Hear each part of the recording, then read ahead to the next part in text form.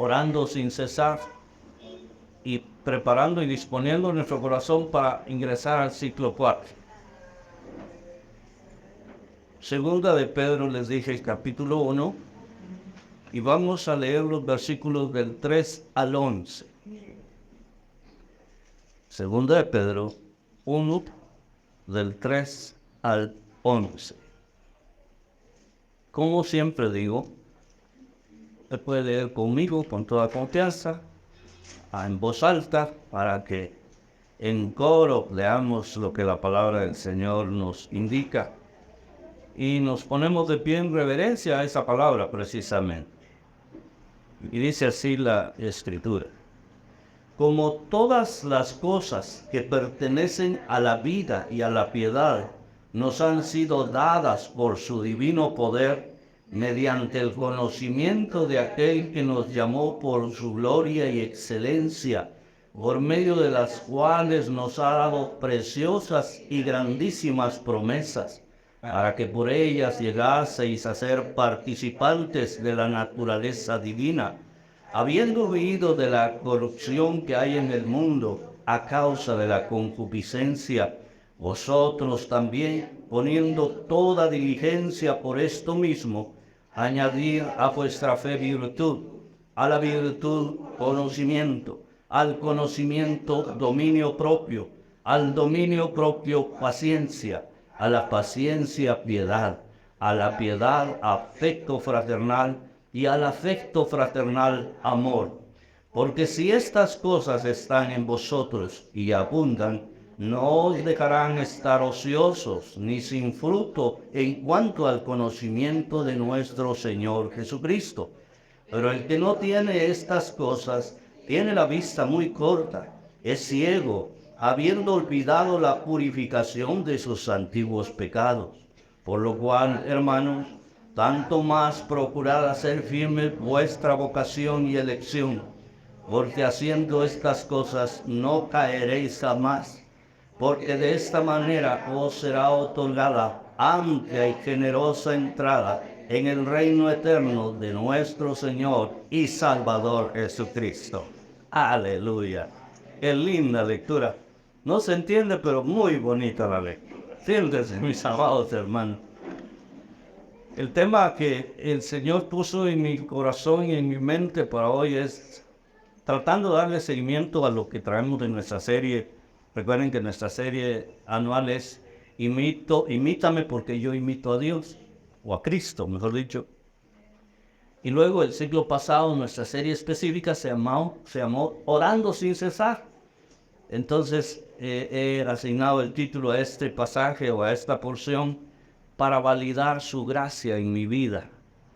Para validar su gracia en mi vida. Es decir, para activar esa gracia, para que esa gracia cobre la chispa de vida en mí, en mi persona. Porque ahí está la gracia de Dios.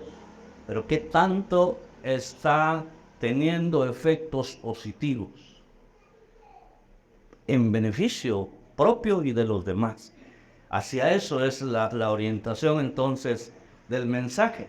Y dicho esto, hermanos, quiero comentarles que yo me quedo extasiado por un lado y admirado por el otro. Yo no sé qué les sucede a ustedes cuando leen estos pasajes, pero me quedo admirado de que un pescador haya escrito esto. Un pescador. ¿Qué se necesita para graduarse de pescador, hermano? ¿A qué escuelas hay que ir para hacer? ¿Alguno de ustedes fue pescador, por cierto? Aunque sea de gripe. Se supone que ser pescador es uno de los oficios dignos, eso sí, pero que no requieren mucha preparación académica, más que una buena práctica desde casa, seguramente, desde que papá lo llevaba al lago, lo llevaba al río, lo llevaba al mar a pescar. Pedro es uno de esos hombres que aprendió a pescar, pero que la pesca le cobró un significado espiritual tan relevante y trascendente en su vida, que él cambió hasta, creo yo, su manera de hablar. Porque antes lo que hablaba para él era la espada, era el carácter fuerte, era el arrebato, el impulso Pero aquí lo vemos escribiendo este tipo de conceptos, este tipo de cosas que nos sorprenden verdaderamente. Y eso solo lo podemos atribuir a que lo que él está escribiendo aquí ya sucedió en su vida por obra y gracia de nuestro Señor Jesucristo. Porque Dios ha obrado en la vida de él. Por otro lado, yo no sé si ustedes escucharon hablar de un movimiento llamado Creciendo en Gracia. ¿Alguien escuchó hablar de ese movimiento? Creciendo en Gracia. A finales del siglo pasado y principios de este siglo XXI estuvo sonando un poco ese que es una secta en realidad. Creciendo en Gracia. El líder era un hombre, creo que puertorriqueño, de nombre José Luis de Jesús Miranda. Tal vez eso le suene más. Que se hacía llamar Dios, se hacía llamar Cristo, se hacía llamar Papi, se hacía llamar de todo. Y pues se murió él. La secta creo que sigue por ahí, pero no tiene la fuerza que tenía cuando él estaba vivo. Y sin entrar en detalles de en qué consistía esa secta, me llama la atención el nombre, Creciendo en Gracia, porque me pregunto yo, ¿se puede crecer en la gracia? Desde mi perspectiva, según mi comprensión, la gracia es gracia. Dios nos da su gracia. Así de sencillo. Y no puedo decir, voy a crecer en esa gracia, porque o es gracia o no es gracia. No se puede crecer. Pero sí, hermanos amados, creo que nosotros tenemos la oportunidad que a partir de la gracia que hemos recibido de nuestro Dios Todopoderoso, esa gracia que nos otorga a nosotros la seguridad de salvación y vida eterna, nosotros podemos sí crecer a la luz de la gracia, crecer hasta la madurez espiritual, ser personas verdaderamente transformadas como el escritor sagrado que trazó estas líneas para nosotros hoy día. Eso sí lo podemos hacer. Por esa razón es que he titulado esta enseñanza para validar su gracia en mi vida. Si hemos de orar sin cesar, creo que otra de las razones que tenemos que tener en mente es que esa gracia cobre vigencia en nosotros, que se active, porque usted no puede andar con un teléfono, un iPhone, que será el más moderno, 14, 13, 15, no sé, bueno, el último iPhone que usted se conozca, pero si no tiene chip, si no está activado, es que me lo mandaron de los Estados, hermano, y no lo he podido activar, es que no me lo pueden activar. No le sirve nada, solo tal vez como calculadora o para otras cosas. La tecnología hay que activarla en nuestra vida para que funcione bien.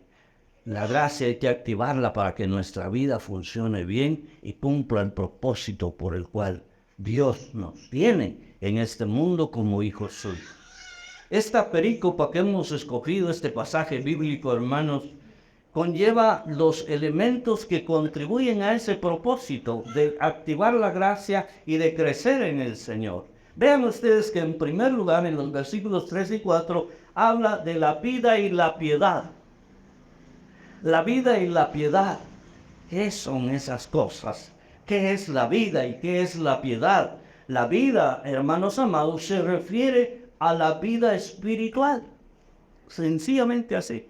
El ámbito espiritual en que nosotros somos renacidos, somos vivificados, somos incluidos desde el momento en que creímos en Jesucristo como nuestro Salvador, se abre un escenario nuevo para nosotros, que es el escenario de la vida y la vida espiritual. Pero cuando habla de la piedad, entonces tenemos que pensar que se refiere a la búsqueda y seguimiento de Dios. Ese deseo interno nuestro, ese deseo intenso de nuestro espíritu, el espíritu humano, que anhela tener comunión con Dios, que anhela estar cerca de Dios, que anhela aprender todo lo que se refiere a Dios. Entonces nos plantea ese escenario el apóstol Pedro aquí, diciendo acerca de la vida y la piedad. Pero llama mi atención que comienza el verso 3, después de haber saludado en el 1 y 2, dice: como todas las cosas que pertenecen a ese escenario que acabo de decirles de la vida y la piedad. ¿Cuáles son las cosas entonces que corresponden a esa vida y a esa piedad? Y entonces comienza a decir que todas esas cosas, para empezar, nos son dadas a nosotros por el poder de Dios, por su divino poder. Pero el transporte que nos lleva a ese escenario absolutamente espiritual no es ningún otro que el conocimiento de nuestro Señor Jesucristo. Para nosotros estar activados en la gracia y entrar de lleno al escenario de la vida y la piedad, la cual muchas veces ignoramos, simplemente no le ponemos atención y decimos que somos creyentes y decimos que somos cristianos, pero nuestra vida va pasando un poco desapercibida. Y en este escenario necesitamos el conocimiento de Cristo, dice aquí la Escritura. Mediante el conocimiento de aquel que nos llamó. ¿Y quién es aquel, hermano? Qué confianza del apóstol Pedro para llamar a aquel, a nuestro Señor Jesucristo. Pero no es un aquel de aquel cuate, ¿verdad? No, es aquel que hizo algo maravilloso por nosotros. Dice: aquel que nos llamó por su gloria y excelencia. Su gloria, según mi comprensión, hermanos, es la disposición de dejar la comodidad que él tenía al lado de su Padre, la comodidad de su posición divina allá en las esferas celestes, para venir a este mundo y para hacer todo lo que hizo para darnos salvación. Eso es su gloria, pero su excelencia es la capacidad de haber hecho todo lo que hizo, hermano. Porque para Jesús ofrecernos a usted y a mí la salvación, y además de manera gratuita, Él tuvo que hacer cosas importantes, además de tener la disposición de dejar su zona de confort allá en el cielo, además de dejar su trono de gloria, de despojarse de esa gloria, venir al mundo, entrar al mundo y nacer como cualquiera de nosotros hemos nacido, pasando por un embarazo de su madre hasta culminar en el parto, y luego nacer en un pesebre, en un lugar inhóspito, en un lugar donde no habían las condiciones ni sanitarias ni condiciones ambientales favorables para un niño recién nacido. Y luego vivir en escasez, vivir en limitación, vivir sin tener un lugar seguro a donde llegar a descansar por las noches, muchas de las cuales probablemente fueron allá en Getsemaní, fueron en un bosque, fueron en un lugar solitario donde él pasaba las noches orando. Y eso entonces es su excelencia, la excelencia de lo que él hizo por nosotros, mis hermanos. Teniendo ese escenario que nos ha sido dado, dice el apóstol Pedro, por el poder divino, porque no había otro poder capaz de hacer lo que Dios hizo por nosotros a través de Jesucristo. Entonces, nosotros debemos de sentirnos privilegiados, hermanos, por medio de ese acto redentor. Entonces, no conforme con habernos salvado, nos dio promesas que tienen dos características. ¿Cuáles son esas promesas? Estamos en tiempo de promesas, hermanos. ¿O cómo son esas promesas, mejor dicho? Primero dice que son preciosas. Segundo, grandísimas. Por ahí las mujeres casadas se quejan de que su esposo, cuando eran novios, le ofreció el cielo y las estrellas. Yo nunca hice eso, ¿verdad, mi amor?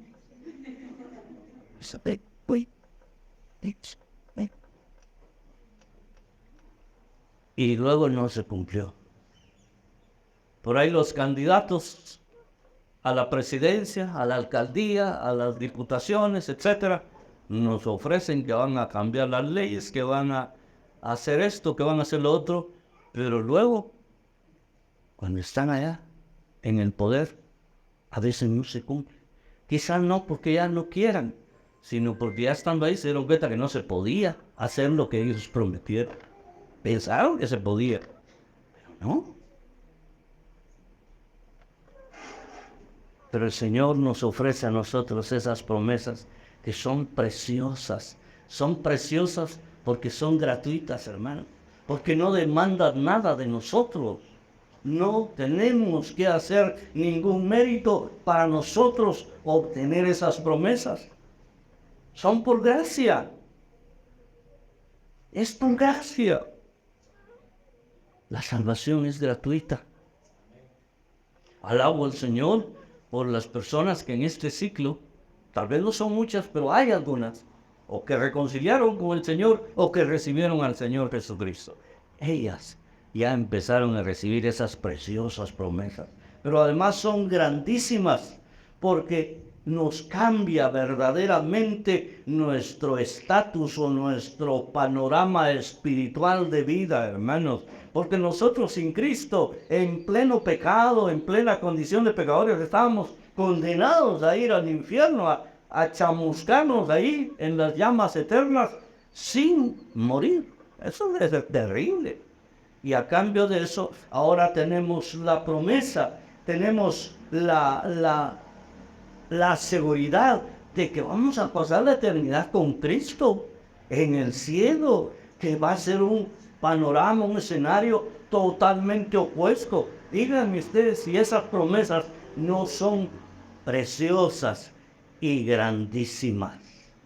Y entonces, por ese llamado, es que nosotros ahora, dice la Biblia en estos dos versículos, que somos participantes.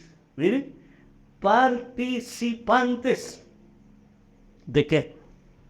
De la naturaleza divina.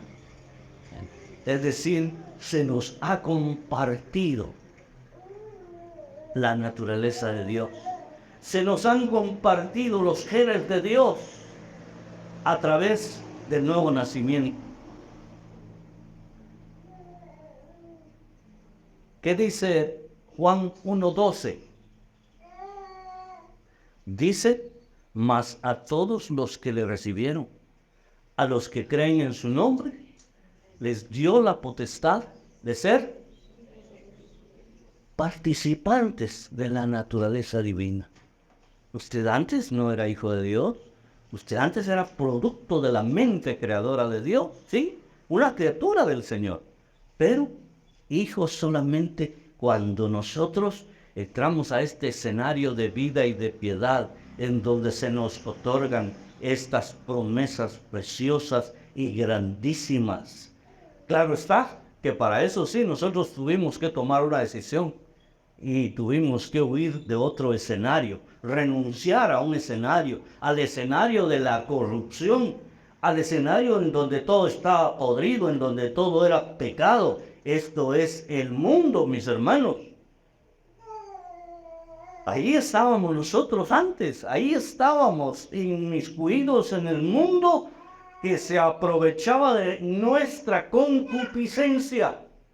La concupiscencia no es otra cosa que la naturaleza pecaminosa que hay en nosotros como seres humanos. Y en tanto nosotros no nos aferramos a ese escenario de vida y piedad ofrecida por Dios a través de Jesucristo y todo lo que Él hizo, el mundo hacía y deshacía con nosotros. Se aprovechaba de nuestra inclinación humana al pecado. Y le ofrecía drogas, y le ofrecía licor, le ofrecía a los hombres, les ofrecía mujeres, a las mujeres les ofrecía hombres. Y en este tiempo ya no se le atina qué ofrece. A las mujeres les ofrece mujeres también, y a los hombres también les ofrece hombres. Y es una cosa horrible, de corrupción total el mundo. Y ahí estábamos nosotros. De ahí tuvimos que escapar. De ahí tuvimos que huir a correr y abrazar la fe en Jesucristo. Pero para eso necesitamos esencialmente entender que hay un escenario de vida y de piedad. Un ejemplo es, ahí está Rodriguito, tan bello que está. Él primero tuvo que tener vida antes de tener piedad para con su papá. ¿Por qué? Porque él, antes de querer buscar abrazar a su padre, antes de querer caminar como hace su padre, antes de querer hacer las cosas que hace su padre, él necesitó tener aliento de vida. Nosotros necesitamos el aliento de vida, de estar en el escenario espiritual de vida, para luego entonces anhelar, buscar de Dios. O sea, no es que lleguemos a la vida por la piedad nuestra, llegamos a la piedad por la vida que Él nos ha dado. No sé si me doy a comprender, hermano. No es que nosotros empezamos a buscar a Dios y al fin lo encontramos. No, Él nos estaba buscando a nosotros.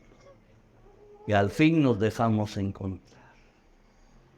Porque parecíamos Adán, ahí escondidito detrás del árbol, según Él no lo miraba el Señor. Haciéndonos los quites, revolcándonos en el pecado y en la maldad y en la corrupción y en la impiedad, hasta que finalmente pusimos nuestra fe en Jesucristo y entramos a la vida. Y entonces ya en nosotros se activó de una manera especial ese deseo que hay de manera natural en nuestro espíritu humano de tener una conexión con Dios, de buscar de Dios, de amar a Dios, de seguir a Dios. Por eso es que usted, en vez de estar allá preparando su parrillada y ver el juego de la selección en la tarde, usted está aquí y me va a llevar después a compartir la parrillada con usted. Porque para usted lo primero es el Señor. Puede jugar Shela, puede jugar la selección, pero si yo soy hijo de Dios, yo voy a buscar primero a mi Padre. Yo voy a anhelar primero las cosas de Dios en mi vida. Nosotros, hermanos, nacemos a la vida y entonces debemos cultivar ese deseo de la búsqueda intensa de Dios. Por eso es que algunos vinieron el viernes a la vigilia. Por eso es que algunos vienen el jueves al culto de oración o de intercesión. Y algunos vienen el miércoles a recibir enseñanza de 1 Corintios. Y otros van a sus grupos y están apoyando, y están sirviendo y dan la refacción y toman privilegios porque tienen piedad, son piadosos. Somos píos, hermanos. Antes éramos impíos, ahora somos píos. Ahora entiende usted por qué algunos papas de la Iglesia Católica les pusieron ese título. No nombres, sino títulos. Papa Pío VI. Usted sería Papa Pío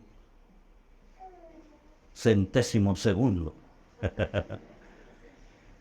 Porque anhelamos del escenario espiritual divino en nuestra vida. De manera que, según estos versículos, la vida se puede comparar o contrastar con la piedad. La vida se puede contrastar, con la corrupción, y la piedad se puede contrastar con la concupiscencia. Digamos que lo contrario de la vida es la corrupción y lo contrario de la piedad es la concupiscencia.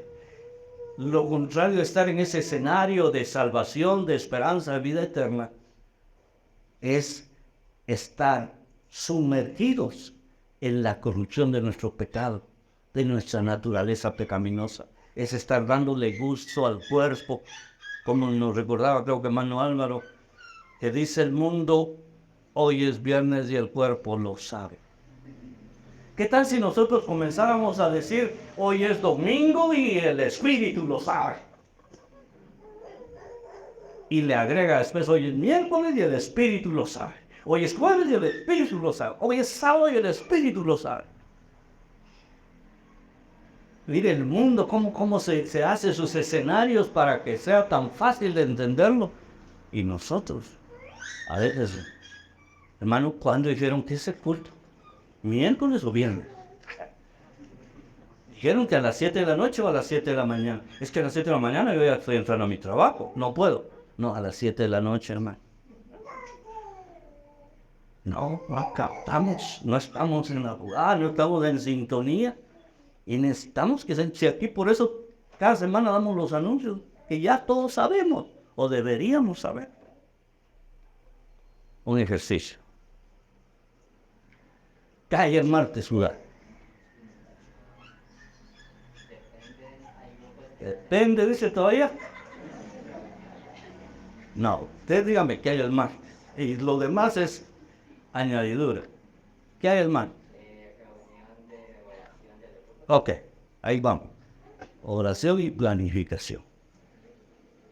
Ya hay el sábado, hermana Darling. Los grupos pastorales. Ya hay el miércoles, Olita. Culto de enseñanza. Y los jueves, hermana Griselda. Vigilia de oración. Así les dije el viernes, hermanos. Todas las semanas hay vigilia. Solo que son los jueves. Y no son de 4 o 5 horas, son de hora y media, de 1 hora, hora y media. Pero cuando nosotros estamos en este ambiente, hermanos, nosotros sabemos cuándo son las actividades y nuestro espíritu lo sabe. Y no solo lo sabe, lo anhela, lo desea. Entonces, cuando usted ya está preparándose para venir el miércoles en la noche, por poner un ejemplo, y empieza a lloviznar, ya no dice usted, ay, qué lástima que está lloviznando, no voy a poder ir hoy en vez. No dicen. No, se dice, no, los cristianos no somos de azúcar. Ahí vamos, aunque nos dé gripe después, pero ahí vamos, en el nombre de Jesús. O llama a su Uber o a su tuk-tuk preferido para que lo venga a dejar. Porque cuando se mete el tuk-tuk no se moja la cabeza, solo se moja de los lados. ¿Verdad? Entonces, no hay problema. Pero nosotros, hermanos, cuando estamos en ese escenario, según lo que dice el apóstol Pedro, nosotros necesitamos entender que nuestra vida cambió por completo.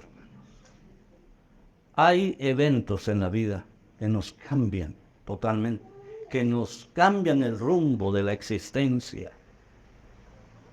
Nos marcan algunos de ellos. Nos pasan cosas buenas y malas que nos marcan. Y de alguna manera trastocan, son un punto de inflexión, un punto de quiebre en nuestra vida. Pero quizá el evento más transformador, el evento que más nos cambia, porque no solo es para la vida presente, sino para la vida eterna, es cuando conocemos a Jesucristo. Y es solo por el poder divino, y es solo por la gracia de Dios que nosotros podemos hoy estar aquí y decir, soy hijo de Dios. ¿Dónde vives? En la tierra. ¿Para dónde vas? Al cielo. ¿Dónde están tus pies? En el suelo. ¿Y dónde está tu mirada? En el cielo. Hoy nosotros podemos decir eso, no por méritos personales, sino por la gracia de Jesús. Amén. Quiero invitar al ministerio de alabanza y quiero que usted cierre sus ojos. Vamos a, en este momento, tener el privilegio a partir de un acto ceremonial, revivir esto que acabamos de hablar, de alguna manera, escenificarlo en nosotros a través de la cena del Señor. Y entonces los líderes en este momento me van a ayudar a entregarle los elementos a cada uno de ustedes. Cada líder le va a entregar los elementos a los hermanos de su grupo. Pero si usted no pertenece a ningún grupo, no te preocupes. Aquí está mi esposa, que ella nos va a ayudar a entregarle los elementos también a cada uno de los que no pertenezcan a ningún grupo en especial y a los hermanos de la alabanza que estarán aquí arriba conmigo también.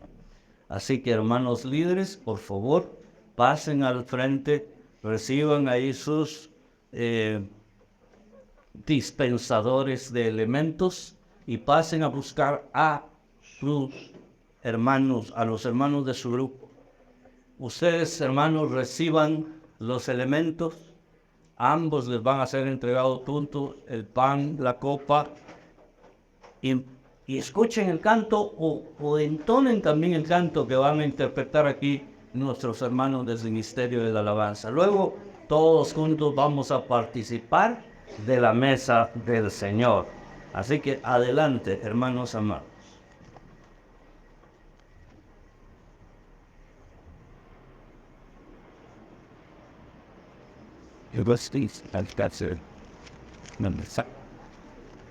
Pasen, pasen.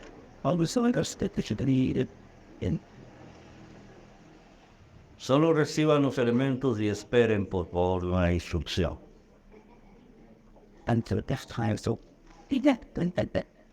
Recuerden que en la cena del Señor puede participar toda persona que haya nacido de nuevo y simplemente que esté en comunión con el Señor. Ni siquiera necesita tener bautismo en agua, simplemente estar en comunión con Dios.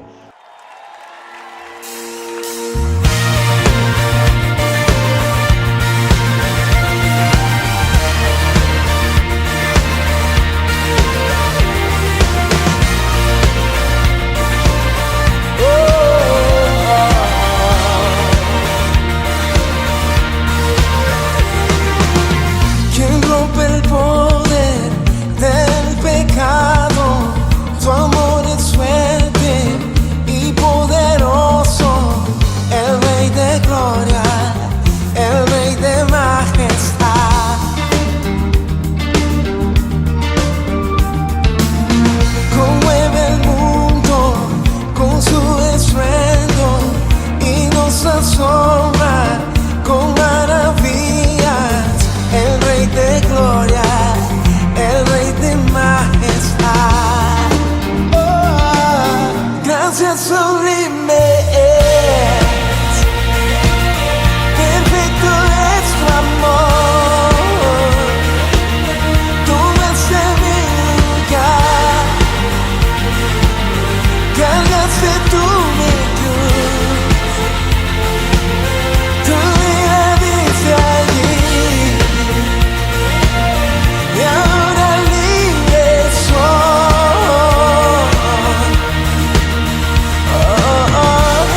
Te adoro por lo que hiciste en mí.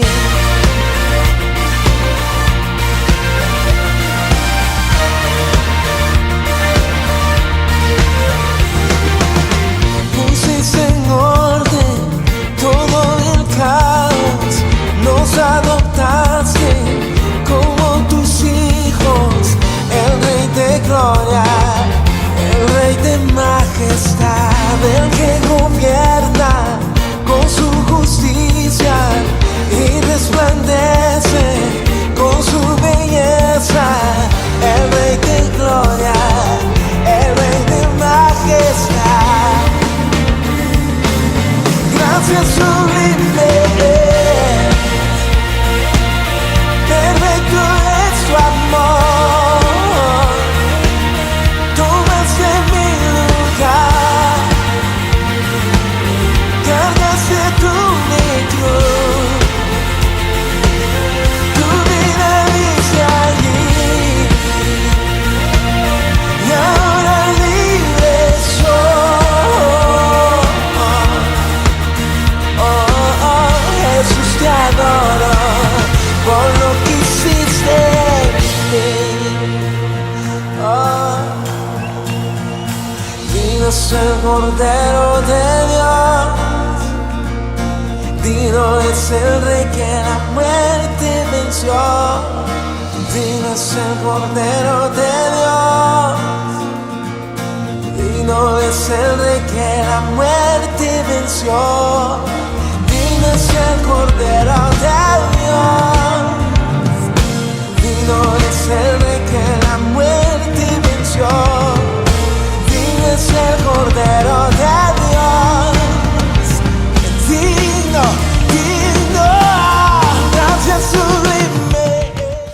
porque yo recibí del Señor lo que también os he enseñado.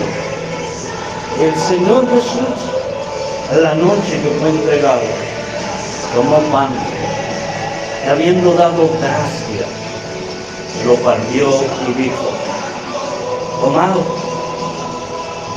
Y ahora vives hoy. Jesús, te adoro por lo que hiciste en mí. Alguien puede levantar sus manos y puede decir: a mí me cambió su amor.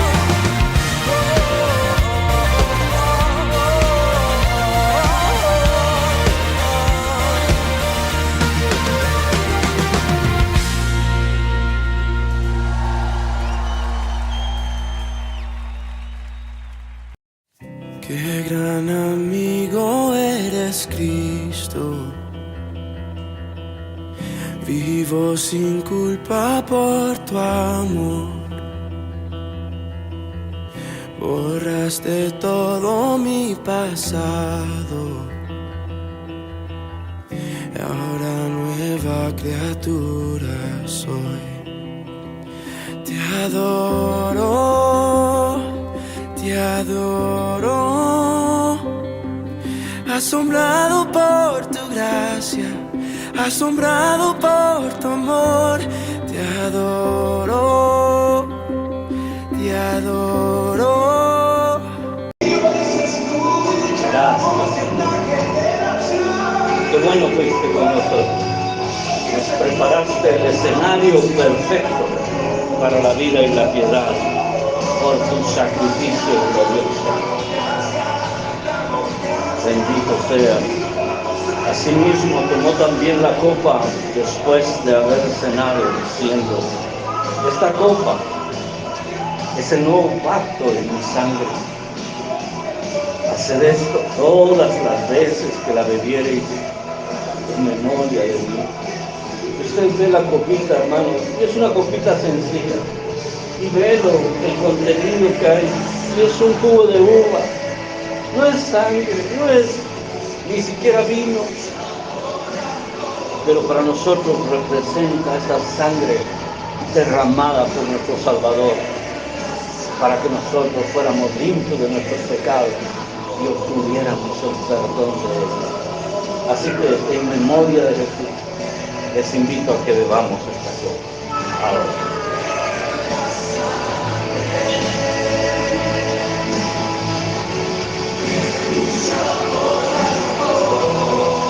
Bendito sea, alabado sea tu Señor. Qué gran amor para hacer lo que hiciste, Señor. Hoy lo recordamos con gratitud, pero también con esperanza de la vida eterna. Así pues, todas las veces que comiereis este pan y bebiereis esta copa, la muerte del Señor anunciáis hasta que Él venga, porque Cristo vendrá. Él volverá por usted y por mí. Bendito seas, oh Dios. Alabado sea tu santo y Cristo Jesús. Aleluya. Amén. Amén. Solo me van a ayudar los líderes a recoger las cosas.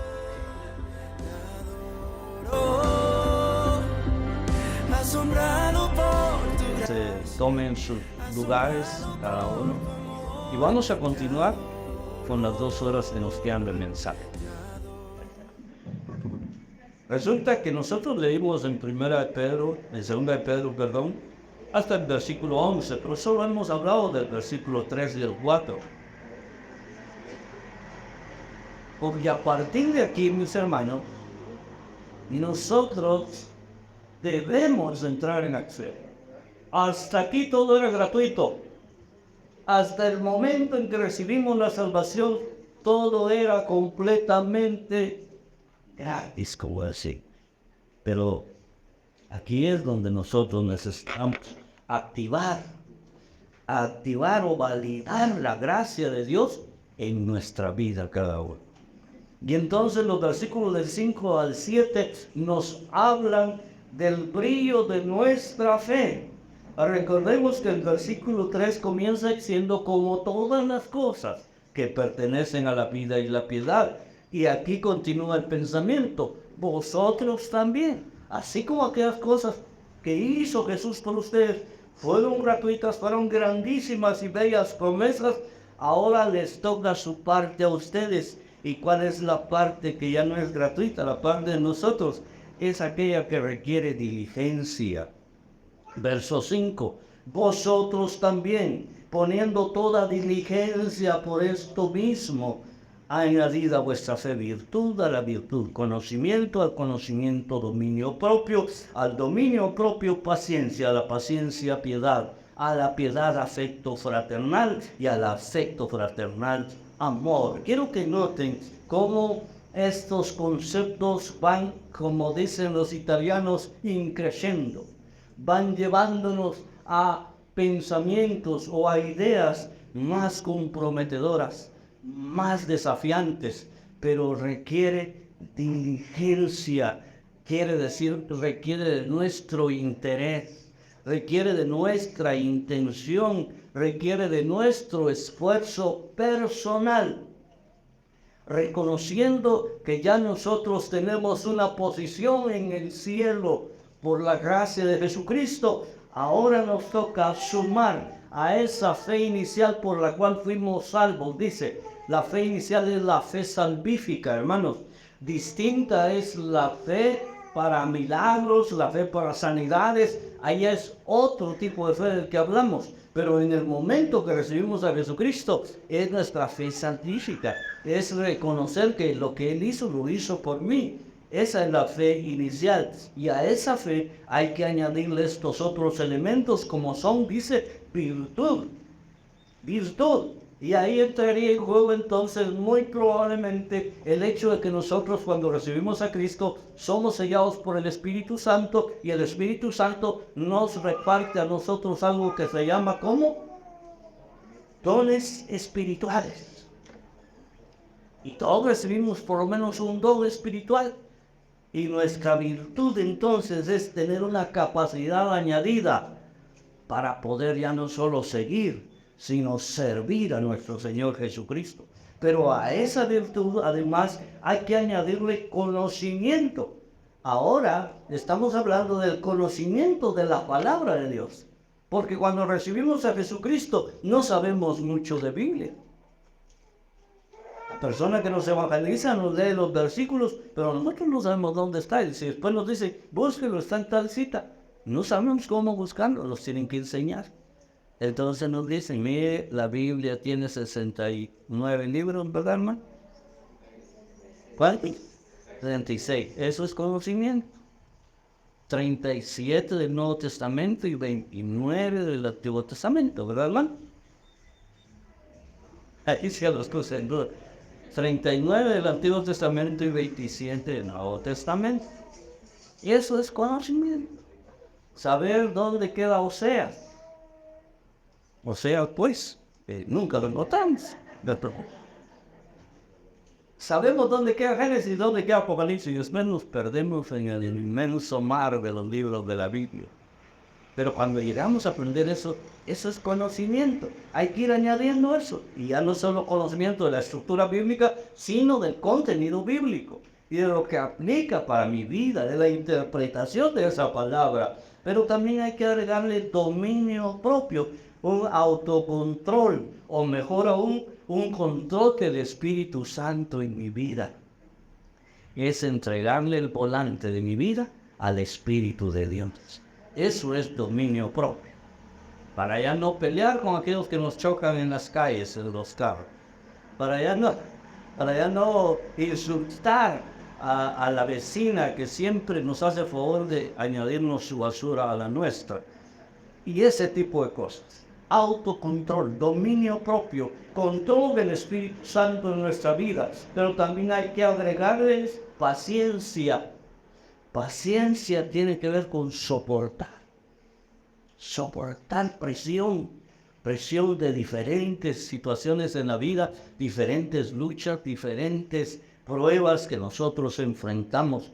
Eso es paciencia. Y luego vuelve a mencionar piedad, pero ya no como el elemento original del escenario que yo les mencionaba, sino esta piedad ya tiene otra connotación aquí, que es la de compasión.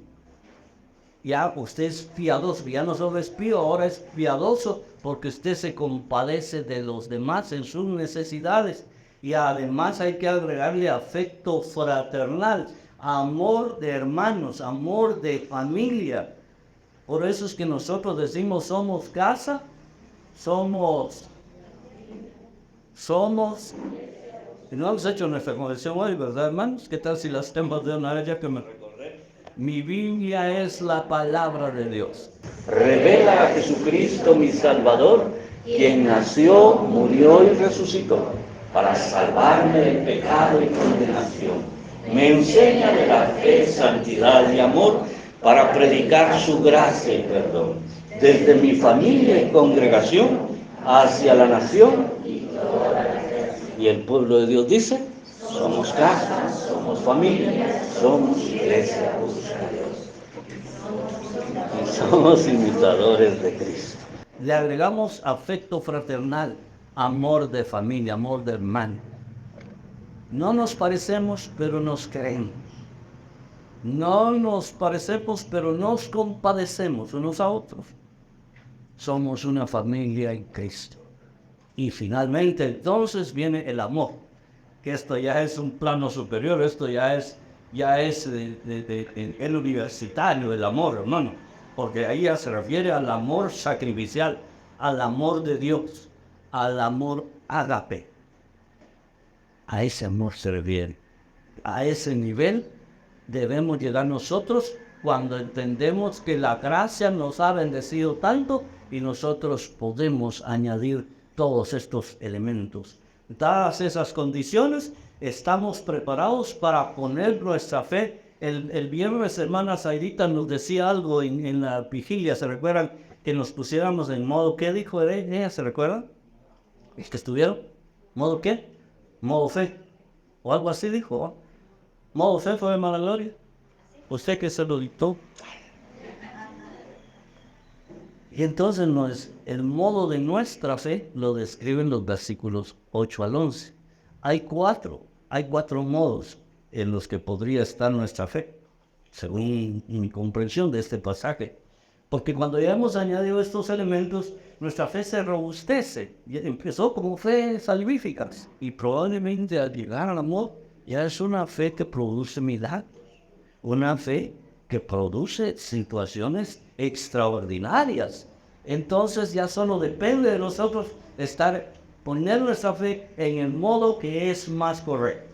El verso 8 habla del modo productivo de nuestra fe. Mire cómo dice el 8, porque si estas cosas están en vosotros y abundan, no os dejarán estar ociosos, ni sin fruto en cuanto al conocimiento de nuestro Señor Jesucristo. ¿Alguien sabe qué quiere decir ocioso? Perezoso, dice alguien. ¿Alguien dijo perezoso? No. Mi hermana Noemí. ¿Qué otro sinónimo de ocioso podemos encontrar? Que me temo que sí tiene que ver con eso, pero no es exactamente lo que busco.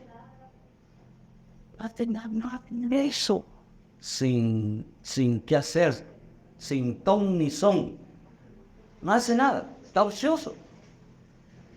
Eso es ocioso. Entonces, cuando nosotros ponemos nuestra fe en modo productivo con todos estos elementos, no vamos a dar lugar al ocio, no vamos a dar lugar a hoy me toca descansar, hoy me toca levantarme tarde, hoy me toca... No, nosotros lo mantenemos en modo productivo, hermanos, sino que no vamos a estar ociosos ni sin fruto, quiere decir, vamos a dar fruto. Vamos a fructificar en diferentes sentidos, sea ganando almas, sea proyectando amor, sea haciendo misericordia, sea trabajando en algún ministerio, esforzándonos, hermanos amados. Ese es el modo productivo, pero está el modo ocioso. El verso 9 dice, pero el que no tiene estas cosas, tiene la vista muy corta, es ciego, habiendo olvidado la purificación de sus antiguos pecados. Este es el tipo de creyente que se le olvida que le hicieron un favor. Y es malagradecido y hasta desagradecido. Tiene la vista corta, igual que yo. Yo necesito lentes para ver de lejos. Pero todavía veo a hermana Connie y a hermano Esteban allá atrás. Pero ya en una carretera, a 1 kilómetro quizá ya necesite. 1 kilómetro no, menos. Ya uno necesita lentes para el panorama completo. Y aquí habla de eso, de la vista corta. Solo ve cerquita. Solo ve aquí. Ya no ve más allá.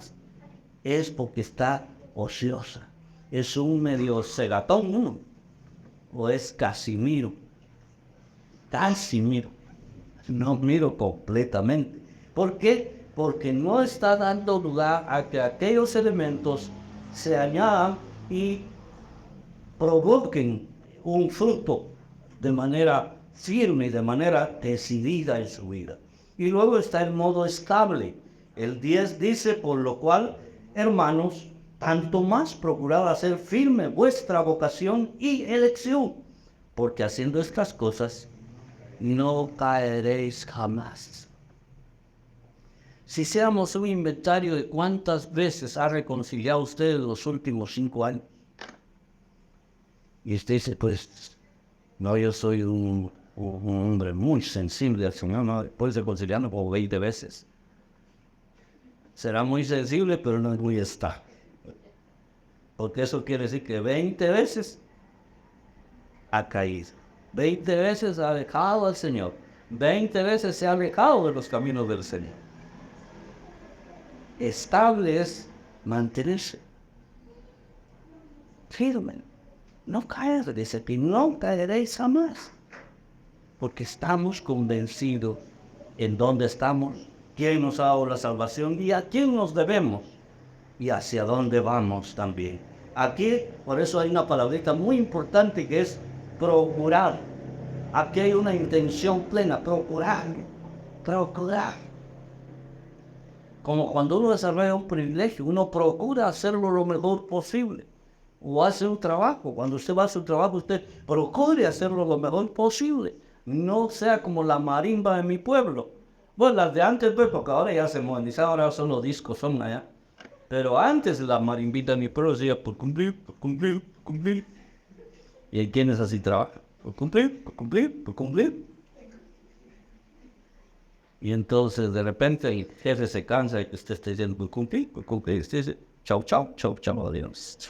Y le dicen, pase a la caja a recibir su tiempo. Es modo estable, es permanecer firme en el Señor, hermano. No un día está arriba y otro día está abajo, no. Estable. Cuando yo entro a algunas reuniones ahora con esto del Zoom, generalmente me falla el internet y ya me cambié de una ¿qué es? Marca, casa, distribuidora a otra y siempre me falla. Y me aparece ahí, su conexión es inestable. Los hermanos no están aprendiendo mucho para pagar su internet. Así me dice, su conexión es inestable. Y de repente, estoy hoy, pues no, me saca de la reunión. Al ratito, vuelve a conectar. Eso es inestabilidad. Hoy sí, mañana no. Son como las lucitas de Navidad. O como las intermitentes de los vehículos. Hoy sí, hoy no. Hoy sí, hoy no. Le dice un amigo al otro, vos revisame las luces intermitentes, que aquí está eso, no puedo ver las lucitas afuera si están funcionando bien o no. Mira, ¿verdad? Con mucho gusto, ponerlas, pues. ¿Están buenas? No, ya se arruinó. Está buena. No, ya se quemó. Ahorita sí está buena. Y así cada vez que encendía decía que estaban buenas y cuando se apagaba decía que estaban mal. Ahora sí, ahora no. Ahora sí. Y así parecemos a veces nosotros. Un día somos los campeones espirituales en la iglesia y otro día nos tienen que ir a despertar para venir a la iglesia. O nos tienen que recordar que somos hijos de Dios.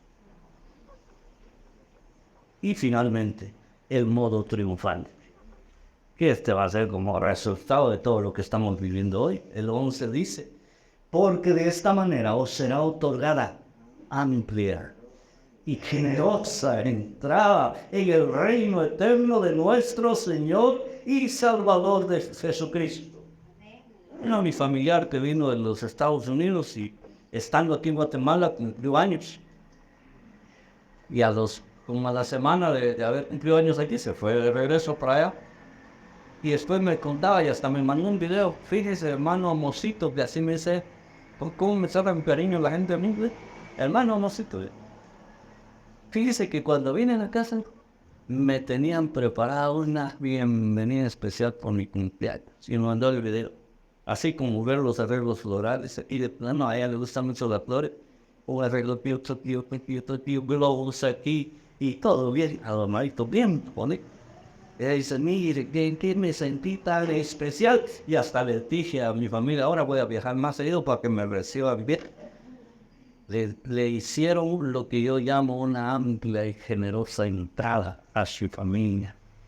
Pero aquí habla de que el Señor nos da a nosotros una amplia y poderosa, preciosa y generosa entrada. No entraremos de puntillas, no entraremos hacia atrás de otro porque no nos miren que aquí estoy. No, hermanos, entraremos con la frente en alto. Y diciendo, finalmente llegué a casa, finalmente estoy en casa. Valió la pena vivir la vida en Cristo, valió la pena ser hijo de Dios, valió la pena esforzarme, valió la pena activar esa gracia de Jesucristo que me dio la salvación y que me garantizó la vida eterna. Quizás allá no hayan cuetillos, hermano, pero la bienvenida que el Señor nos dé, eso es lo que necesitamos para entrar triunfantes. Ahí estaremos en modo triunfantes. Y si bien creciendo en gracia era una secta, pero nosotros hemos entendido que a partir de la gracia nosotros todavía tenemos mucho trecho por correr. No se trata solo de recibir a Cristo y quedarse ahí. Bendecimos la vida de Milvia, por cierto, nos alegramos. Ella estuvo aquí un miércoles, fue, ¿verdad? Y yo no estuve. Y uno de estos sábados, el grupo Hermana Gloria, ella le entregó su corazón a Jesús. Hoy nos alegramos con esa decisión. Ella ya está en la gracia del Señor. Ahora le toca crecer. Pero ahí está la tía, el primo, la prima, la líder del grupo y los hermanos. Y estamos todos nosotros para ayudarle a activar esa fe, esa gracia que usted ha recibido del Señor. Y así cada uno de nosotros, hermanos, debemos seguir creciendo. Nunca pensemos que llegamos a la meta hasta que entremos al cielo allá felices. Entonces diremos, ya, la jornada se termina. Y empezará la jornada gloriosa de estar en su presencia. Pero en tanto no llegue ese día, nosotros esforcemos, no desmayemos. Gracias, Señor. I trust in God, my Savior, the one who will never fail. He will never fail.